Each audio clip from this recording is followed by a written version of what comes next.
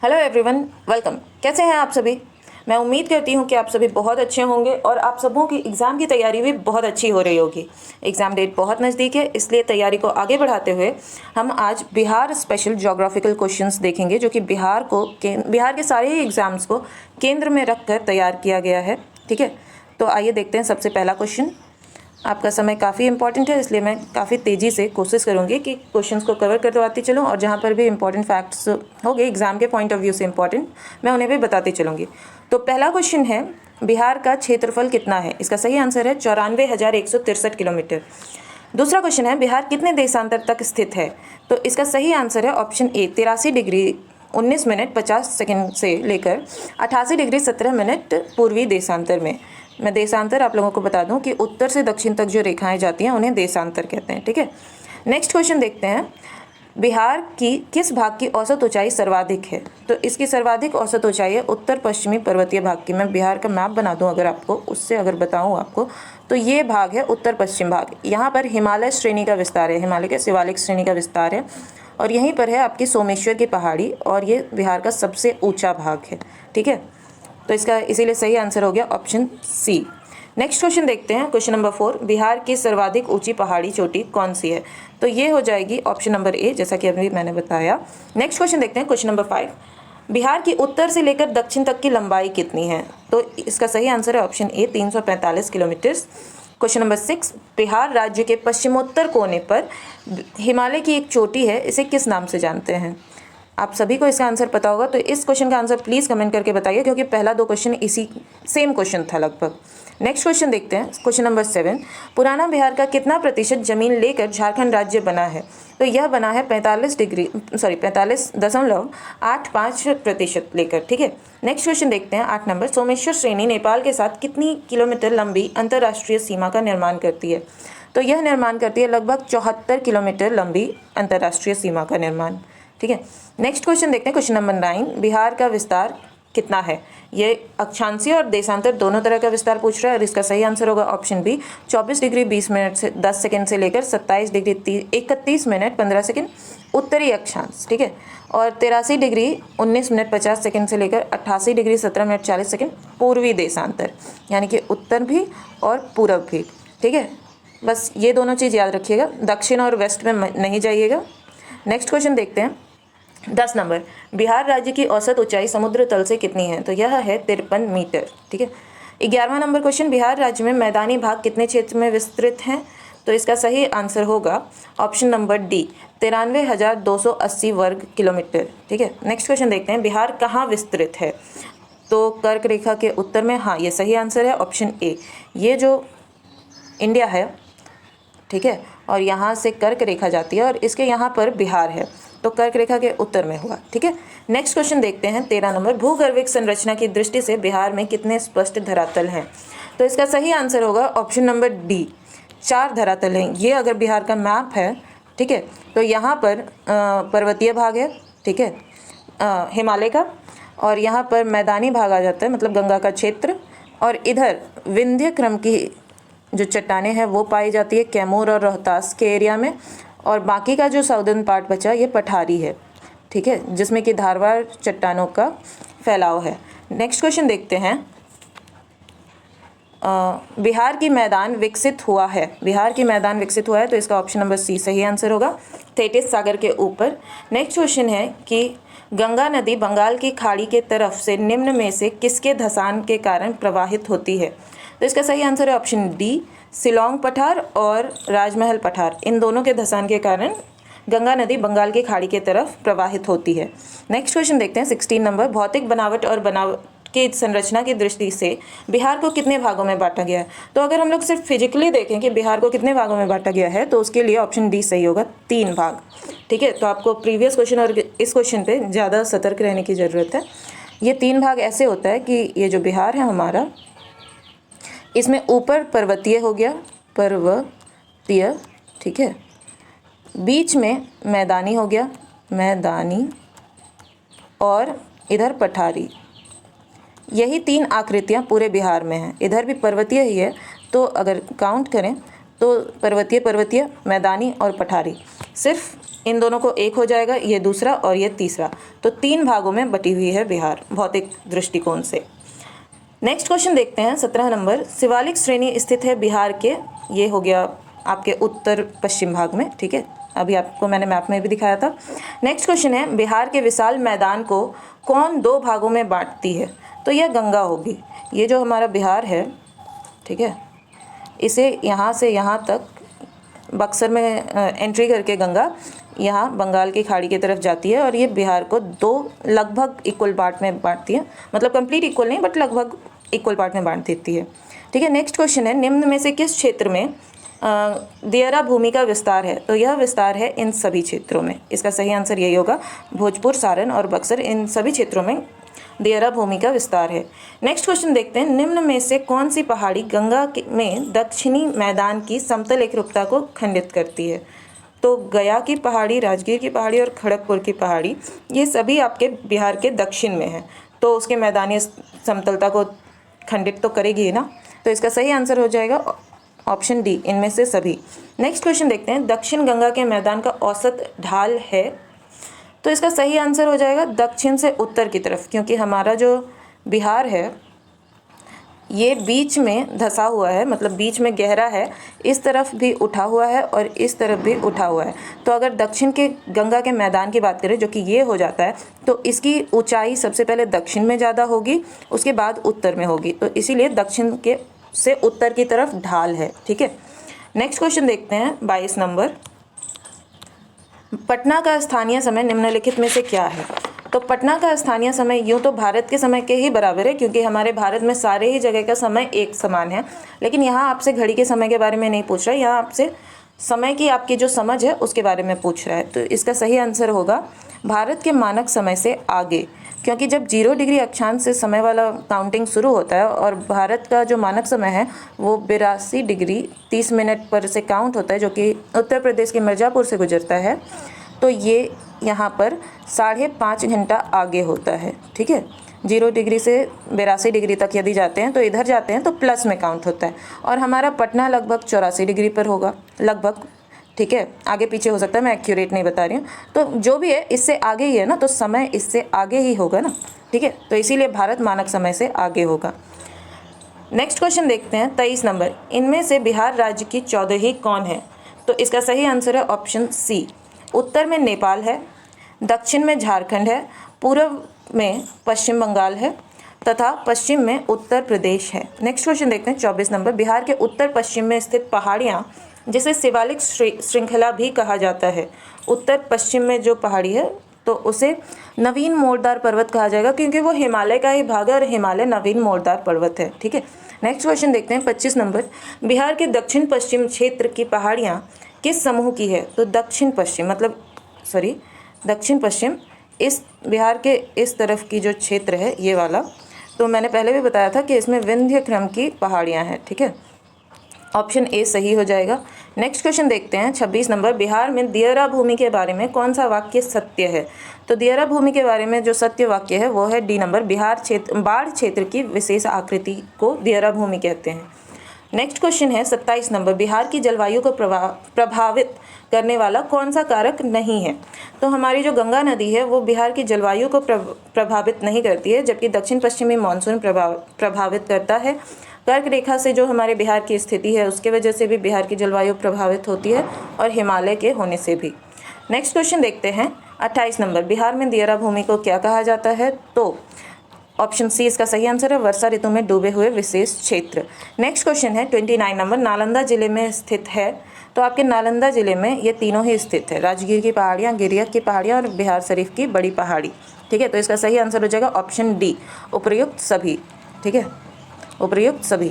Next question देखते हैं 30 number. Bihar की उत्तरी मैदान में एक विशेष आकृति की भूमि पाई जाती है जिसमें जल भरा रहता है, उसे क्या कहते हैं? तो उसे चौर कहते हैं, ऑप्शन डी इसका सही आंसर है।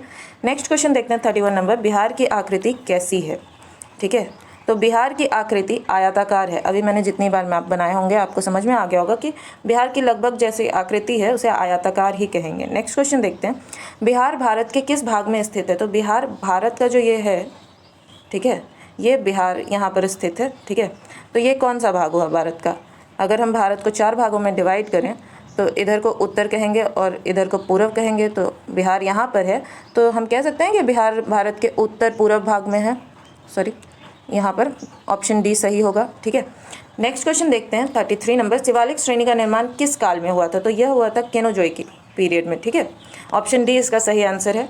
नेक्स्ट क्वेश्चन है 33 नंबर। बिहार एवं उड़ीसा नाम से नए राज्यों का गठन कब हुआ? यहाँ क्वेश्चन पे ध्यान दीजिएगा, यहाँ आपसे नहीं पूछ रहा है कि बिहार एवं उड़ीसा नाम से अलग राज्यों का, ऐसा नहीं पूछा है। इसमें पूछ रहा है सिर्फ बिहार एवं उड़ीसा नाम से नए राज्यों का गठन कब हुआ था। और यहाँ पर ऑप्शंस भी आपका जैसा है, यहाँ पर 1912 इसका सही आंसर हो जाएगा। ठीक है, लेकिन जब पूछे कि अलग राज्य का गठन कब हुआ था, तब आप मार सकते हैं इनमें से कोई नहीं, या फिर 1936 अगर ऑप्शन में दिया गया रहे तो। नेक्स्ट क्वेश्चन देखते हैं। निम्न में से किसने बिहार के प्रथम गवर्नर के रूप में पदभार ग्रहण किया था? तो यह ग्रहण किया था जय रामदास दौलतराम। आपको यहाँ पर एक ट्रिक है याद रखने की, मतलब 2 नाम है राम से रिलेटेड जो कि बिहार में सबसे पहले थे। एक तो प्रथम गवर्नर, और जो बिहार विधानसभा के अध्यक्ष थे उनका नाम भी राम से शुरू होता है। ठीक है, तो याद रखिएगा कि गवर्नर के पास बहुत दौलत थी और विधानसभा का अध्यक्ष दयालु था, दयालु। तो यहाँ पर इनका नाम हो जाएगा जय रामदास दौलतराम, और हमारे जो विधानसभा के प्रथम अध्यक्ष थे वो राम दयालु सिंह थे। ठीक है, नेक्स्ट क्वेश्चन देखते हैं 35 नंबर। 1935 के अधिनियम में बिहार में विधानसभा एवं विधान परिषद के लिए क्रमशः कितनी सीटों की व्यवस्था की गई थी?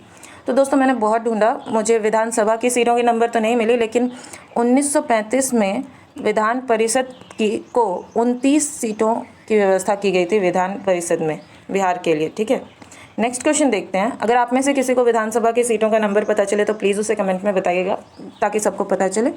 नेक्स्ट क्वेश्चन देखते हैं 36 नंबर। 1 अप्रैल डैश को बिहार एवं उड़ीसा नाम से 2 पृथक राज्य बने। तो यहाँ पर सही आंसर हो जाएगा ऑप्शन डी 1936। देखिए यहाँ पर पृथक राज्य की बात की गई है, इसलिए 1936। नेक्स्ट क्वेश्चन देखते हैं। बिहार विधानसभा के प्रथम चुनाव में महिलाओं के लिए कितनी सीटें थी आरक्षित थी? तो अभी मतलब उस समय 4 सीटें आरक्षित थी, और वर्तमान विधानसभा जो चुनाव हुए हैं उसमें 26 सीटें महिलाओं को मिली है। ठीक है, नेक्स्ट क्वेश्चन देखते हैं 38 नंबर। 20 जुलाई 1937 को किसके नेतृत्व में बिहार में पहली बार कांग्रेस की सरकार गठित हुई थी? तो यह गठित हुई थी श्री कृष्ण सिंह के नेतृत्व में। ठीक है, नेक्स्ट क्वेश्चन देखते हैं। निम्न में से कौन बिहार विधानसभा का प्रथम अध्यक्ष चुना गया? जैसा कि मैंने अभी बताया था, इसका ऑप्शन डी सही आंसर हो जाएगा। राम दयालु सिंह। अध्यक्ष दयालु था और गवर्नर के पास काफ़ी दौलत थी, जय रामदास दौलतराम। ठीक है, तो नेक्स्ट क्वेश्चन देखते हैं 40 नंबर। 1946 ईस्वी के बिहार विधानसभा चुनाव के बाद मुख्यमंत्री कौन बने? तो ये मुख्यमंत्री बने थे श्री कृष्ण सिंह। ऑप्शन ए सही है आपका। 41 नंबर। 1946 ईस्वी के बिहार विधानसभा चुनाव के बाद बिहार विधानसभा के कितने सदस्य संविधान सभा के लिए निर्वाचित हुए? तो यह निर्वाचित हुए थे आपके 39 सदस्य। ठीक है, 39। ऑप्शन डी आपका सही आंसर है। 42 नंबर क्वेश्चन कहता है स्वतंत्र भारत के संविधान के अनुसार बिहार का पहला चुनाव कब संपन्न हुआ? तो यह संपन्न हुआ था आपका 1952 में, बिहार का प्रथम चुनाव। नेक्स्ट क्वेश्चन देखते हैं 43 नंबर। विभाजन के समय बिहार में कुल कितने जिले थे? तो विभाजन के समय बिहार में कुल 55 जिले थे, 55। नेक्स्ट क्वेश्चन देखते हैं 44 नंबर। अविभाजित बिहार में लोकसभा सदस्यों की संख्या कितनी थी? तो अविभाजित बिहार में अगर लोकसभा सदस्यों की बात करें तो उनकी संख्या थी 54। Option number D. 45 number question देखते हैं। बिहार में वर्तमान में राज्य विधानसभा की कुल सीटें कितनी थी? वर्तमान में विधानसभा की कुल सीटें कितनी है? तो ये आप सभी को पता होना चाहिए। इसका सही आंसर है ऑप्शन नंबर बी 243। ठीक है, विधानसभा की सीटें हैं 243 और विधान परिषद की सीटें हैं 75। ठीक है, और लोकसभा में बिहार की जो सीट है वो है 40 और राज्यसभा में जो बिहार को आरक्षण मिला है वो 16 सीटों का मिला हुआ है। ठीक है, नेक्स्ट क्वेश्चन देखते हैं 46 नंबर। वर्तमान में बिहार में राज्यसभा के कितनी सीटें हैं? तो अभी मैंने बता दिया ऑप्शन ए 16। 48 नंबर। बिहार से झारखंड कब अलग हुआ? तो इसका आंसर सही आंसर है ऑप्शन सी 2000 में, वर्ष 2000 में बिहार से झारखंड अलग हुआ। नेक्स्ट क्वेश्चन देखते हैं 49 नंबर। बिहार का वर्तमान स्वरूप कैसा है? तो यह है आयताकार। ठीक है, 50 नंबर क्वेश्चन है बिहार का क्षेत्रफल कितने वर्ग किलोमीटर का है? तो यह क्षेत्रफल, बिहार का क्षेत्रफल क्षेत्रफल कुल कितने किलोमीटर का है? तो ये क्वेश्चन रिपीट हो गया है, लेकिन इसका आंसर आप सभी को पता होगा, मैंने पहले बताया 94,163 किलोमीटर का। ठीक है, 51 नंबर देखते हैं। क्षेत्रफल की दृष्टि से बिहार भारत का डैश बड़ा राज्य है। तो यह बिहार भारत का 13वां बड़ा राज्य है। ठीक है, क्षेत्रफल की दृष्टि से। और यदि जनसंख्या की दृष्टि से देखें तो यह तीसरे नंबर पे आता है। नेक्स्ट क्वेश्चन देखते हैं। उत्तर से दक्षिण की ओर बिहार की लंबाई डैश किलोमीटर है। उत्तर से दक्षिण की ओर बिहार की लंबाई ऑप्शन नंबर सी 345 किलोमीटर है। 53 नंबर क्वेश्चन, बिहार के कितने जिले नेपाल से लगते हैं? बिहार के कितने जिले नेपाल से लगते हैं? तो यह 6 जिले हैं बिहार के, ठीक है, जो कि नेपाल से लगते हैं, जिसमें कि पश्चिमी चंपारण, पूर्वी चंपारण, सीतामढ़ी, मधुबनी और किशनगंज, और एक ज़िला है जो मैं भूल रही हूँ। ठीक है, मैं बाद में बता दूंगी। नेक्स्ट क्वेश्चन देखते हैं। 54 नंबर, बिहार की पूर्वी सीमा किस राज्य से लगती है? तो पूर्वी सीमा हम सभी को पता है कि यह बंगाल से लगती है, पूर्वी सीमा बिहार की। 55 नंबर, बिहार के कितने जिले झारखंड राज्य को स्पर्श करते हैं? तो झारखंड राज्य को स्पर्श करते हैं आपके 8 जिले। ठीक है, नेक्स्ट क्वेश्चन देखते हैं। 56 नंबर, इनमें से कौन सा जिला झारखंड राज्य से नहीं लगता है? तो आपका सही आंसर है नालंदा। नालंदा जिला आपके झारखंड राज्य से सीमा साझा नहीं करता है।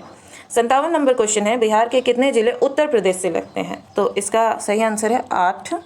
ठीक है, नेक्स्ट क्वेश्चन देखते हैं। राजगीर गिरियक पहाड़ियों में रूपांतरित चट्टान क्वार्टजाइट और डैश की प्रधानता है। तो ये जो राजगीर और गिरियक पहाड़ियाँ हैं, इसमें रूपांतरित क्वार्टजाइट और मार्बल की प्रधानता है। ठीक है, marble. Next option number C. Next question देखते हैं। 59 नंबर, निम्न में से कौन पहाड़ी क्षेत्र नवादा मुंगेर पहाड़ी क्षेत्र के अंग हैं? तो यह है उपर्युक्त सभी, यानी कि खड़गपुर पहाड़, चकाई पहाड़ और गिद्धेश्वर पहाड़, तीनों ही। ठीक है, नेक्स्ट क्वेश्चन देखते हैं। क्वेश्चन नंबर 60, खड़गपुर की पहाड़ियों में निम्न में से किसकी प्रधानता है? खड़गपुर की पहाड़ी में निम्न में से किसकी प्रधानता है? तो ये प्रधानता है क्वार्टजाइट की। ठीक है, नेक्स्ट क्वेश्चन देखते हैं। बिहार राज्य के कितने जिले ना तो अंतर्राष्ट्रीय सीमा का निर्धारण करते हैं और ना ही किसी राज्य से स्पर्श करते हैं? तो ऐसे कुल जिले हैं 12। ऑप्शन सी इसका सही आंसर हो जाएगा। नेक्स्ट क्वेश्चन देखते हैं। 62 नंबर, क्षेत्रफल की दृष्टि से बिहार का सबसे बड़ा जिला कौन सा है? तो ये सबसे बड़ा जिला हो गया आपका पश्चिमी चंपारण, जो बिहार के सबसे उत्तर पश्चिम में स्थित है। ठीक है, और नेक्स्ट क्वेश्चन है 63, क्षेत्रफल की दृष्टि से बिहार का सबसे छोटा जिला कौन सा है? तो यह हो जाएगा आपका शेखपुरा, ऑप्शन डी। ठीक है, नेक्स्ट देखते हैं। 64 नंबर, राज्य का सबसे उत्तरी जिला कौन सा है? तो यह हो जाएगा आपका पश्चिमी चंपारण, क्योंकि यह सबसे उत्तर में भी स्थित है। ठीक है, और राज्य का सबसे पश्चिमी जिला तो यह हो जाएगा कैमूर। ठीक है, ऑप्शन सी। राज्य का यदि पूर्वी जिला पूछे तो आपका कटिहार सही आंसर हो जाएगा, ऑप्शन सी। नेक्स्ट क्वेश्चन है 67 नंबर, प्री कैम्ब्रियन कल्प की चट्टानें बिहार में किस रूप में पाई जाती है?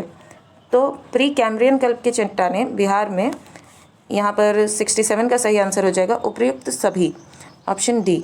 ठीक है, ये दक्कन में के मतलब चट्टानों में भी पाई जाती है। दक्कन की चट्टानें भी प्री कैम्ब्रियन की ही है, धारवाड़ की चट्टान भी और विंध्य की चट्टान भी, क्योंकि तीनों ही नीचे ही है। ठीक है, तो ये प्री कैम्ब्रियन के समय में बनी हुई चट्टानें ही हैं। नेक्स्ट क्वेश्चन देखते हैं। 68 नंबर, मध्यवर्ती गंगा का मैदान किस युग में निर्मित हुआ था? तो मध्यवर्ती गंगा का मैदान जो है वो निर्मित हुआ था प्लास्टोसीन पीरियड में। ठीक है, ऑप्शन बी इसका सही आंसर है। 69 नंबर, बिहार के दक्षिण जिले में स्थित पहाड़ किसका भाग है? तो दक्षिण जिले में जो स्थित पहाड़ हैं वो यहाँ पर छोटा नागपुर पठार का भाग है। ठीक है, नेक्स्ट क्वेश्चन देखते हैं। विंध्यन क्रम की चट्टानों का निर्माण कब हुआ? तो अभी मैंने बताया, मतलब पहले क्वेश्चन में पूछा ही गया था कि प्री कैम्ब्रियन में किस चट्टानों का विकास हुआ था, तो वो उसमें विंध्यन भी था, तो इसीलिए यहाँ पर वाइस वर्सा हो जाएगी और विंध्यन क्रम के चट्टानों का निर्माण का ऑप्शन ए सही हो जाएगा, प्री कैम्ब्रियन पीरियड। ठीक है, नेक्स्ट क्वेश्चन देखते हैं। 71 नंबर, विंध्यन क्रम की चट्टानें बिहार के किस जिले में मिलती है? तो यह मिलती है कैमूर और रोहतास जिले में। ठीक है, ऑप्शन डी आपका सही आंसर हो जाएगा, बी और सी दोनों। नेक्स्ट क्वेश्चन है, निम्न में से किस नदी घाटी में विंध्यन क्रम की चट्टानों के ऊपर जलोढ़ का निरपेक्ष निक्षेप पाया जाता है? तो यह पाया जाता है सोन नदी के ऊपर। ठीक है, नेक्स्ट क्वेश्चन है, टर्शियरी चट्टान हिमालय के दक्षिणी डैश में पाई जाती है? 73 का सही आंसर हो जाएगा, ऑप्शन सी, शिवालिक श्रेणी में पाई जाती है टर्शियरी चट्टानें हिमालय के दक्षिण में। ठीक है, नेक्स्ट क्वेश्चन है, बिहार की औसत ऊंचाई समुद्र तल से कितनी मीटर है? तो ये क्वेश्चन रिपीटेड है, इसका आंसर मैंने पहले भी बताया है। आप लोगों को अगर याद है तो प्लीज़ कमेंट सेक्शन में बताएं। और इस सेट का मीन्स इस वीडियो का आखिरी क्वेश्चन देखते हैं, 75 नंबर। एक्चुअली इसमें 150 क्वेश्चन है, बट मैं 75 नंबर तक ही अभी कंप्लीट कर रही हूँ। इसका नेक्स्ट पार्ट बहुत जल्दी आ जाएगा, जिसमें बाकी के 75 क्वेश्चंस मैं कंप्लीट कर दूंगी। और लास्ट का 75 नंबर का जो क्वेश्चन है वो है, बनावट के आधार पर बिहार को कितने भौतिक प्रदेशों में बांटा गया? ये क्वेश्चन भी रिपीटेड है। अगर आपको इसका आंसर पता है तो प्लीज़ कमेंट बॉक्स में बताइए, और अगर आपको नहीं पता है तो आपको एक बार सोचना चाहिए कि आपकी तैयारी कैसी है। अगर ये आपके एग्ज़ाम में आ गया होता तो अभी आपका छूट चुका होता और आप 1 नंबर का नुकसान कर चुके होते। ठीक है, लास्टली मैं कहूँगी कि अगर आपको ये वीडियो फ़ायदेमंद लग रहा है, आपको इससे थोड़ा भी फ़ायदा हो रहा है, तो इस वीडियो को एक लाइक करें, क्योंकि आपके लाइक करने से मुझे बहुत खुशी मिलती है और आपका एक लाइक मुझे और वीडियोस बनाने के लिए बहुत प्रेरित करता है। इस चैनल को सब्सक्राइब करें, क्योंकि आपका एक सब्सक्रिप्शन भी मुझे बहुत मोटिवेट करता है और काफ़ी मायने रखता है कि फ्यूचर अधिकारी को आपने सब्सक्राइब किया, आपने इस पर भरोसा किया। ठीक है, मैं जल्दी और वीडियोज़ जो कि आपके एग्ज़ाम के पॉइंट ऑफ व्यू से बहुत इंपॉर्टेंट होगी वो अपलोड करते जाऊँगी और आपको आपके एग्ज़ाम में बहुत बेनिफिट मिलेगा। लास्टली मैं शाउट आउट देना चाहूँगी विनोद पासवान को, जिन्होंने कमेंट किया और उनका कमेंट काफ़ी मोटिवेशनल था, मुझे काफ़ी मोटिवेशन मिला। और पीके व्लॉग्स को, जिन्होंने मुझे टेलीग्राम चैनल बनाने के लिए सजेस्ट किया था, तो मैं ये नोटिफिकेशन भी देना चाहूँगी कि टेलीग्राम चैनल बन गया है। अगर आपको पीडीएफ्स चाहिए तो प्लीज़ उस चैनल को सब्सक्राइब करें, आपको सभी सेट्स के पीडीएफ मिल जाएंगे। Last but not the list, educate academy को मैं बहुत थैंक्स देना चाहूँगी मेरे चैनल को प्रमोट करने के लिए।